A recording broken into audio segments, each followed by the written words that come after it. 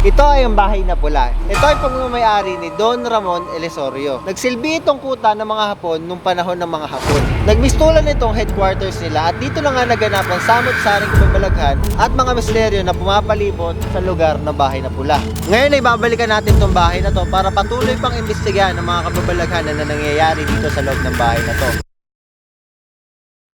Ito yung itsura ng bahay na pula at ito yung kasama ko naghihintay na doon. So hindi ko na patatagalin pa to.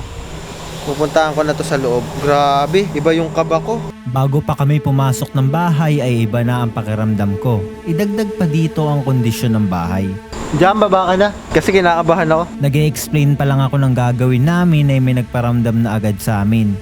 Pansinin na kulay green lang at sa ilang sandali lamang ay... Tapos kung ano yung mga iniilaw-ilawan ko, sundan mo lang din ng ano. Ano? Gogi. Pupulagod eh. Nandito kami ngayon sa loob. Hindi namin alam na pahiwatig pala nila sa amin yon na hindi kami welcome sa lugar na to. Ito pa yung sinaunang haligi mismo nung lugar na to. Kung makikita nyo rito, ayan. Ito nga pala yung ano, CR kung tawagin. Actually, ito dati buo ito. Kung makikita nyo doon, ito pa yung mga ano, pyesa ng CR. Kung mapapansin nyo ito, di ba parang hollow yung ilalim. Ito daw yung pinaka underground base sa kwento ng iba. Isa pa sa nakakatakot dito ay ang kisame nila. So parang any moment parang may mahuhulog kasi ganyan lang yung nasa taas. Yung pawis ko hindi normal. Nag-interview lang kami sandali bago namin ituloy yung pag-e-explore. Mga nagpaparamdam daw. Totoo ba yung mga yon? Opo, yung mga ginahasa po na kapangpangan. Dami may accident nila sa harapan ng... Pag ano po, pag kunwari po, gabi po na alas 2, lagi na po may natutumba dyan na single. At ito na nga din yung saktong nangyari sa kasama ko. Pinagpatuloy na nga namin ang pag-e-explore sa loob. So kung makikita nyo dito, ayun yung pinakalikod nung lugar. So hindi ko alam kung ano yan. Tawag dyan sa pwesto na yan. And mostly dito, mga durug-durug na bato. Siguro katagalan talaga nadurog na to or talagang dinimolish. Hindi mo maikakaila na ang ganda ng bahay na pula. Biglang naging ganito na lang sa paglipas ng panahon. Meron dito mga sabi-sabi din talaga na marami nagpaparamdam dito. At ngayon, binalikan natin yung lugar na to para patuloy pang imbestigahan. Dahil nung simula namin ginawa to, yung unang attempt namin nagparamdam si Madam Annalyn. Siya yung nagpaparamdam sa amin nung unang vlog namin dito. Nakadagdag pa ng kaba dahil saktong kabilugan ng buwan. Itong part dito sa taas dito, ayan, may butas Kaya mo pakita to yung butas. Pakita mo yung butas. Sige, papakita ko sa inyo kung ano meron sa likod. Titibayan ko na yung loob ko kahit natatakot talaga ako. Legit. Ayan, kung makikita nyo, ito yung pinakalikod. Ito yung pinakataas. Konti lang ang pwedeng ma-explore sa loob at dito naman sa likod ay parang may kakaiba na para bang may nakasilip sa'yo at nagbabantay sa bawat galaw mo. Kaya minabuti ka na lang na pumasok sa loob at ipagpatuloy ang exploration. Yung pawis ko rito, kung papansinin nyo, hindi na talaga tama yung pawis ko. Ayan iba, malamig pero pagpapawisan ka sa lugar na to. So kung man pumunta doon sa kabila pero may posibilidad na may ahas dito.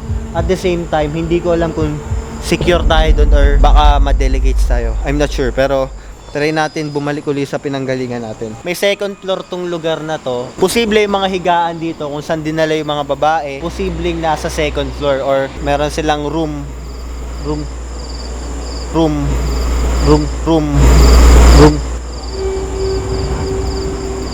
Legit yun? Narinig mo yun? Narinig mo yung ingay? Hindi, wala ko napansin. Gagi, legit. Parang may nakasilip sa amin doon na hindi ko malaman. Hindi ko alam kung anong tunog yun, pero ramdam ko ang pabago-bagong temperatura sa loob. Tingnan mo yung pawis ko, talagang tumatagaktak. Sobrang kaba ko. Malamig dito, pero walang hangin. Hindi na maganda yung nararamdaman ko rito. Hindi namin napansin na parang may tunog sipol sa paligid, pero mga ilang sandali lamang ay meron na ramang kaming narinig. Sa pag-iikot dito sa lugar na to, sobrang bigat ng pakiramdam. Talagang hindi mo may explain kung ano yung bigat ng pakiramdam. Galing ako dito kanina, nung medyo may araw-araw pa. Hindi 5 beses na mas mabigat. Hindi 5 beses na mas mabigat. Parang may bumato doon. Parang may bumabato? Parang bumabato. Tara na, alis na tayo. Sino una? Ikaw na. Umakyat na nga kami dahil natatakot na yung kasama ko sa loob. Pero pag akyat pa lang namin ay meron na raman kaming hindi napansin na tunog. Dito kami sa may mismong floor. Ayan, ito pakita mo yung floor. Ito yung floor. At ito yung pag-angat lang ng stairs. Floor. Ito yung pag-angat lang ng stairs. Ito yung pag-angat lang ng stairs dito. Ito nga pala yung butas na pinaghihinalaang portal ng ibang mga nag-explore na din dito. Ayan yung itsura ng ilalim at hindi ko nakikita kung anong meron. So kung makikita nyo itong gamit ko, yung ghost tube, magpapakita lang yung mga line kung merong tao or may entity sa paligid. So nililibot-libot ko siya. Uy! May hindi maipaliwanag na ano rito. Meron din dito at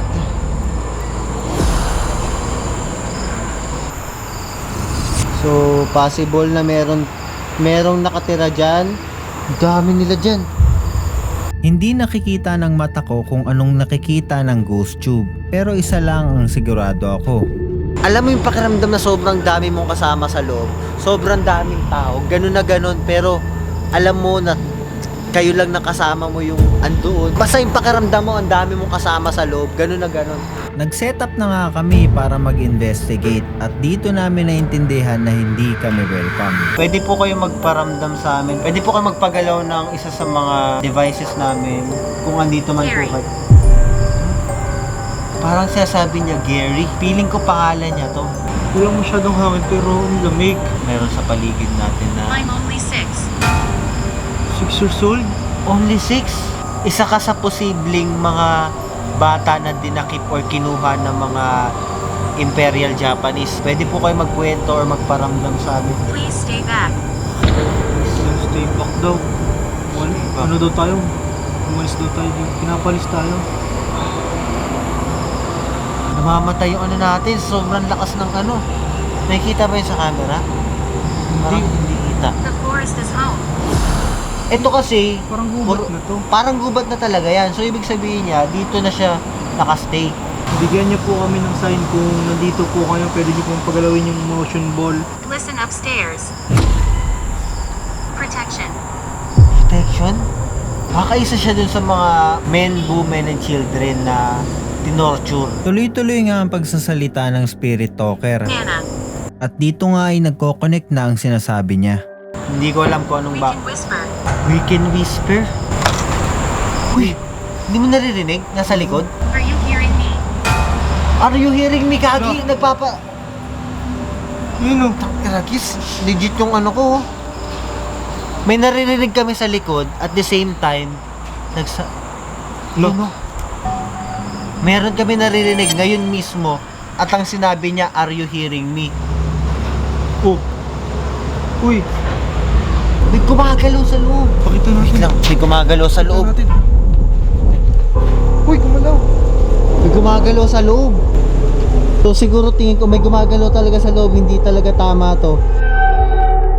Pakiramdam ko yun na rin yung sign na gusto na tayong patigilin at eto na ang huling punta namin dito sa lugar na to. Ulit.